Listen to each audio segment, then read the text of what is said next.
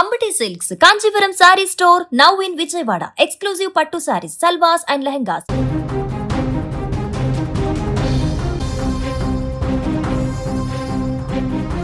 తెలంగాణ రాష్ట్రంలోని కోట్లాది మంది అన్నదాతలకు రేవంత్ సర్కార్ ఇప్పుడు తీపి కబురు అందించింది.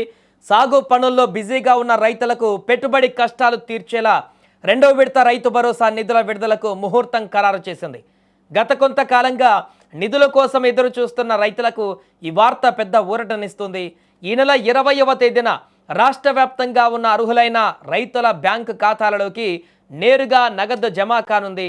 ఈ కార్యక్రమాన్ని అత్యంత ప్రతిష్టాత్మకంగా తీసుకున్న ప్రభుత్వం జయశంకర భూపాలపల్లి జిల్లాలోని కాటారం వేదికగా నిధుల విడుదల ప్రక్రియను ప్రారంభించనుంది.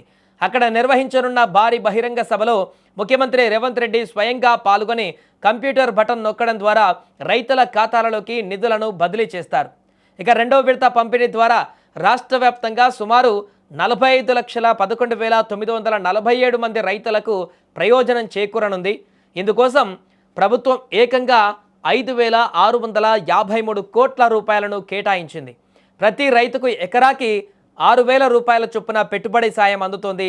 ఇప్పటికే తొలి విడతలో భాగంగా 3,590 కోట్ల రూపాయలను ప్రభుత్వం విజయవంతంగా రైతుల ఖాతాలలో జమ చేసింది. ఇప్పుడు రెండో విడత నిధులు కూడా తోడవడంతో రైతులు సాగు పనులకు అవసరమైన విత్తనాలు, ఎరువుల కొనుగోలుకు ఇబ్బంది పడవలసిన అవసరం ఉండదు. రాష్ట్ర వ్యాప్తంగా మొత్తం 1.50 కోట్ల ఎకరాల సాగు భూమికి ఈ పెట్టుబడి సాయాన్ని అందించాలని ప్రభుత్వం లక్ష్యంగా పెట్టుకుంది. రైతు సంక్షేమమే ధ్యేయంగా అడుగులు వేస్తున్న ప్రభుత్వం ఎక్కడా మధ్యవర్తుల ప్రమేయం లేకుండా నేరుగా లబ్ధిదారుల ఖాతాలలోకే నగదు చేరేలా పక్కా ప్లాన్ రూపొందించింది.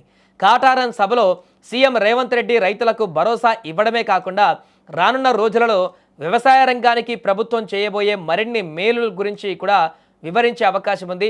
ఖరీఫ్ సీజన్ నేపథ్యంలో ఈ నిధులు విడుదల కావడం గమనార్హం. అధికారులు ఇప్పటికే జిల్లాల వారీగా అర్హులైన రైతుల జాబితాను సిద్ధం చేసి సాంకేతిక ప్రక్రియను కూడా పూర్తి చేశారు. 20వ తేదీ ఉదయం నుంచి విడుదల వారీగా రైతుల మొబైల్ ఫోన్లకు నగదు జమ అయినట్లుగా మెసేజ్లు కూడా రానున్నాయి. బ్యాంకుల వద్ద రద్దీ పెరిగేటువంటి అవకాశం ఉండడంతో రైతులు ఇబ్బంది పడకుండా తగిన జాగ్రత్తలు తీసుకోవాలని స్థానిక యంత్రాంగాన్ని కూడా ప్రభుత్వం ఆదేశించింది.